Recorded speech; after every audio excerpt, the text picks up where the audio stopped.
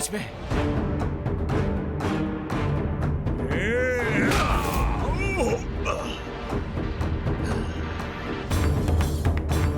अभी भी कुछ सामर्थ्य शेष है, तो अब अपने प्राणों के साथ उसे भी खोने के लिए तैयार हो जाओ तुम। इस बार मैं तुम्हारे वार के लिए तैयार हूं गजमुखान।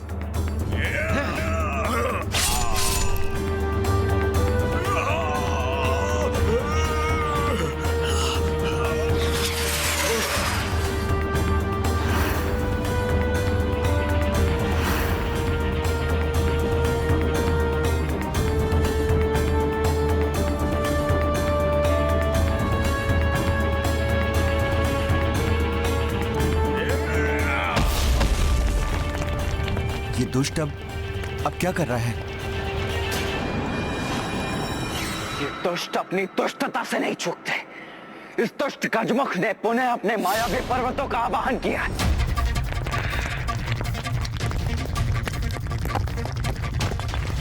देव सेनापति कुमार कार्तिकेय, वीर बंधुओं को इस पर्वतों के विषय में तनिक भी ज्ञात नहीं। इससे पूर्व कि वो इस विषय में कुछ भी ज्ञात कर पाए, असहायता की गुहार लगाएं। ये असुरी मुख इन्हें अपने मुख में निगल लेगा।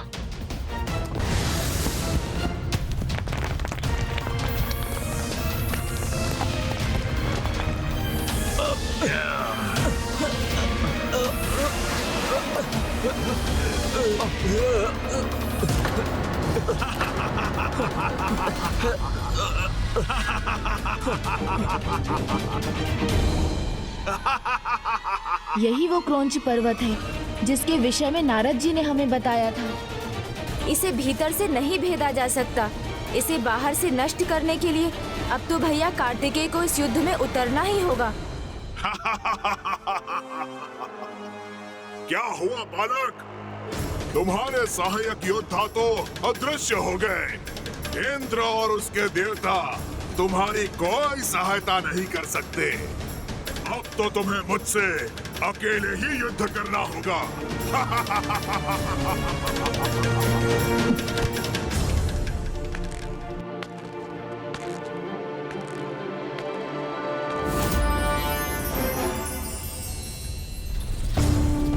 शीघ्र बताए ब्रह्मदेव, क्या लिखा है इस पंचांग में?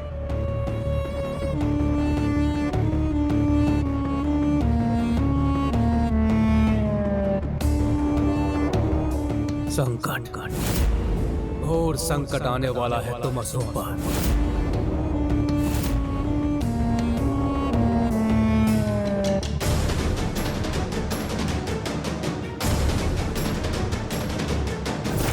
युद्ध नहीं, क्रीड़ा है ये मेरे लिए, और इस क्रीड़ा का अंत मैं ही करूंगा, शीघ्र।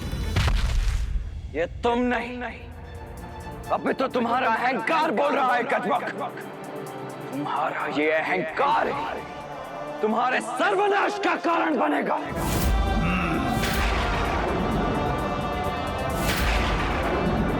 ये भयंकर युद्ध अब उस दुष्ट गजमुखन की मृत्यु के साथ ही थमना चाहिए। 9 योद्धा भेजे थे तुमने, सभी क्रौंच पर्वत में बंदी बने हैं। मैं चाहूं तो तुम्हें भी बंदी बना सकता हूं।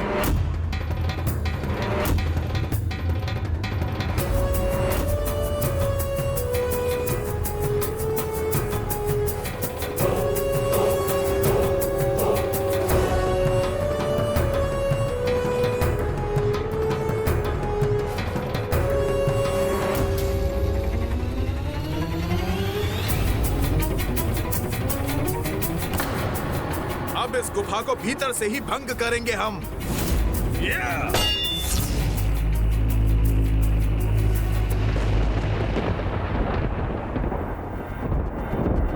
हमारे प्रहार से उत्पन्न ध्वनि ने हमें ही विचलित किया। नहीं भ्राता, नहीं। यहां से बाहर निकलने के लिए हमें उस पर प्रहार नहीं, कोई अन्य उपाय सोचना होगा।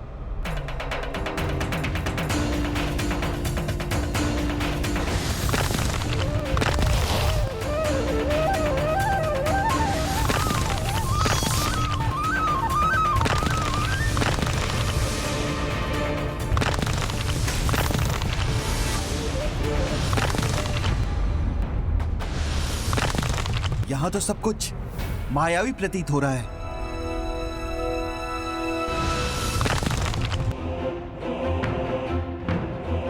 यहाँ का द्वार कुछ ही क्षणों के लिए खुलता है।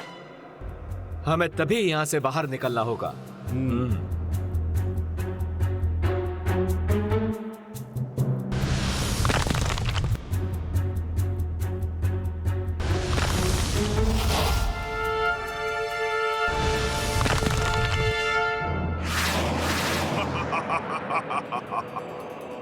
तुम्हारे योद्धा क्रॉन्च के भीतर तो प्रवेश कर गए हैं, किंतु वो बाहर नहीं आ पाएंगे। दुर्भाग्य है उनका। वो इस सत्य को नहीं जानते। वो जितना प्रयास करेंगे, क्रॉन्च उनको अपनी उतनी ही अंधेरी गुफा में ले जाएगा, जहां होगा संकटों का एक और पहाड़।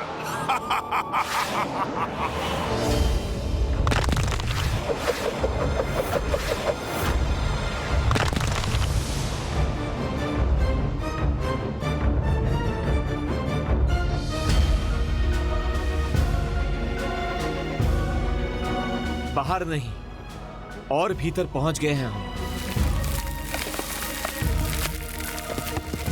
सावधान भ्राताओं, स्वयं को सुरक्षित करो।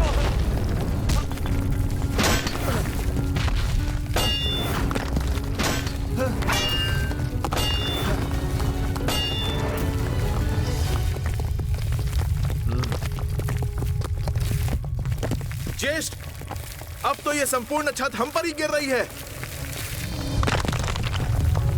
हमें यहाँ से लौटना होगा। किंतु उसके लिए इस द्वार का खुलना भी अनिवार्य है।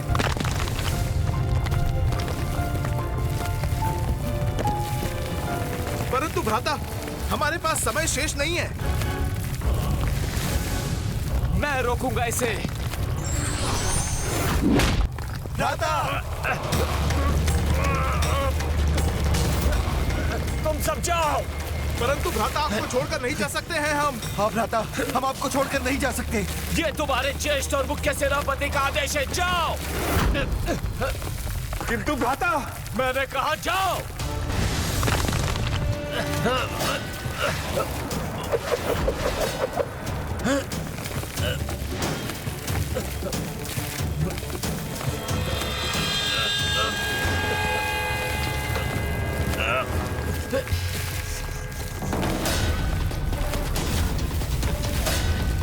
जय स्वामी कार्तिकेय।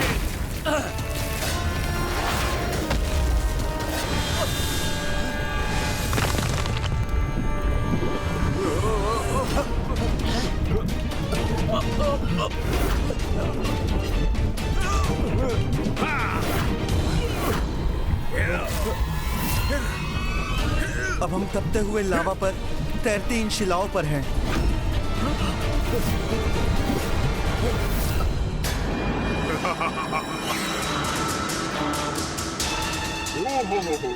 भयभीत हो गए? भीरू और दुर्बल ही संकट में अपने स्वामी का स्मरण करते हैं। किंतु कोई लाभ नहीं, कोई उनकी रक्षा नहीं कर सकता, क्योंकि अब वो ऐसे विषैले स्थान में प्रवेश करेंगे जहां बड़े से बड़े विषैले जीव भी उस स्थान की विषैली वास्तव में जीवित नहीं रह पाते। अब तुम्हारे 9 योद्धाओं के साथ भी यही होगा। बालक, अब तुम्हारे पास 2 ही विकल्प हैं। या तो अपने योद्धाओं की रक्षा करते हुए मृत्यु के मुख में जाओ, या यहाँ रुककर मेरे हाथों मृत्यु का ग्रास बनो। शीघ्र चुनाव करो, निर्णय तुम्हारे हाथ में है।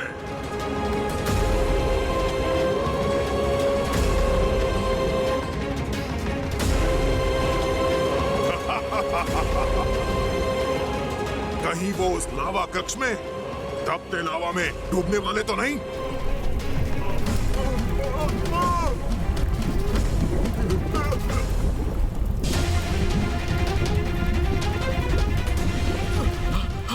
भांति मायावी है ये दुष्ट, भांति भांति के छल रच रहा है, और इसे पार कर पाना इतना सरल नहीं होगा।